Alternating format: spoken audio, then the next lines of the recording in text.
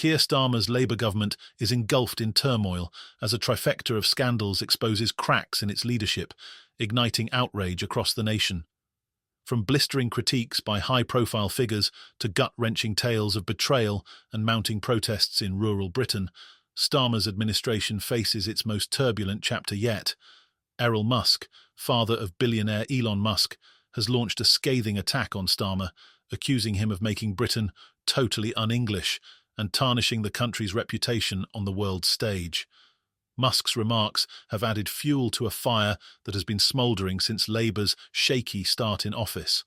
But if Musk's critique cuts deep, the heartbreaking story of Betty Brown, a 91-year-old pensioner and victim of the Post Office Horizon IT scandal, cuts even deeper.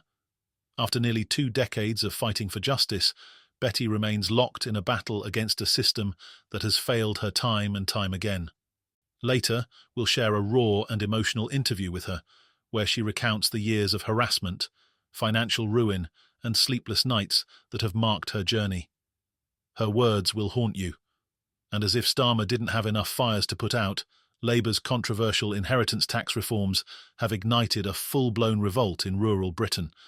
Farmers are protesting what they call a family farm tax, claiming it will devastate rural communities and destroy a way of life. The question now is clear.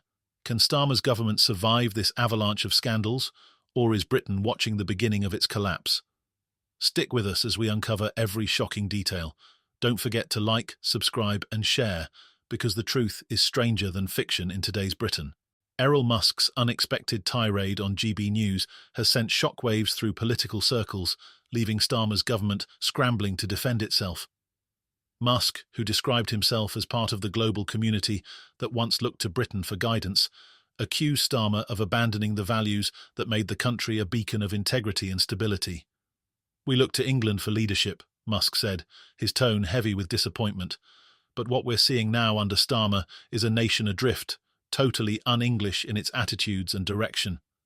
He didn't mince words, calling the current administration a bad example for the rest of the world. Musk's critique wasn't just aimed at policy failures, but at the deeper cultural shift he perceives under Labour's leadership. "England is the parent country to so many of us," Musk explained. "When the parent falters, the children suffer. What happens to the world when England sets a bad example?" His comments come as Labour launches its Plan for Change initiative, a desperate attempt to regain control after a rocky first 5 months in office. But Musk's words cut to the core of Labour's struggle, a government accused of betraying its own identity. While Musk's critique has sparked fierce debates about Britain's moral and cultural direction, the scandal surrounding Betty Brown shines a glaring light on the human cost of systemic failure. Betty, at 91 years old, is one of the oldest victims of the Post Office's disastrous Horizon IT scandal, a scandal that falsely accused hundreds of postmasters of theft due to computer errors. Now, let's hear from Betty herself. "I never expected the post office to really do what they should do and treat us properly. This is just typical of what they do, what they say, what they do, 2 different things. That's it. So, yes, very disappointed. What are we treated like? We're just treated like dung." In an emotional interview, she reveals the unimaginable toll this ordeal has taken on her life. "They treated us like dung," Betty says, her voice trembling with frustration. "I gave everything to my job, and in return, I was harassed, humiliated, and abandoned." Betty's nightmare began in the early 2000s when discrepancies in the Horizon system flagged her accounts as missing funds she had never touched. Her voice cracks as she describes the sleepless nights that followed. "I'd lie awake, shaking, trying to figure out how to fix something I hadn't even done," she recalls. Betty even began sleeping with a sheet between her teeth to stop them from chattering from the stress. The injustice didn't end there. Earlier this year, Betty filed a compensation claim meticulously prepared by forensic accountants and legal experts. She sought redress not only for the financial losses she endured, but also for the harassment and emotional trauma inflicted upon her. But when the government finally responded, the offer was a paltry 29% of what she had claimed. "I'm 91 years old," Betty says, tears welling up. How much longer do I have to wait for justice? It's not even about the money anymore. It's about the principle. How can they do this to us?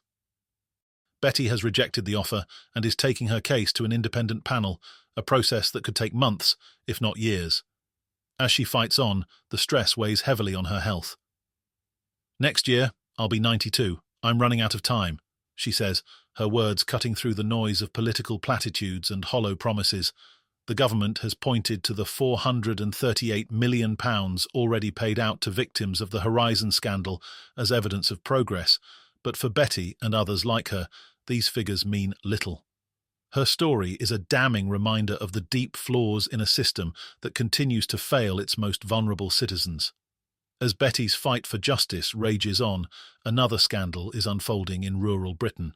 Labour's proposed inheritance tax overhaul has ignited a wave of fury among farmers, who say the policy threatens to decimate family farms across the country. The changes, introduced by Chancellor Rachel Reeves, would remove tax exemptions for farmland valued over £1 million, imposing a 20% tax on grieving families. Dubbed the family farm tax, the policy has drawn widespread condemnation from farmers and industry leaders alike.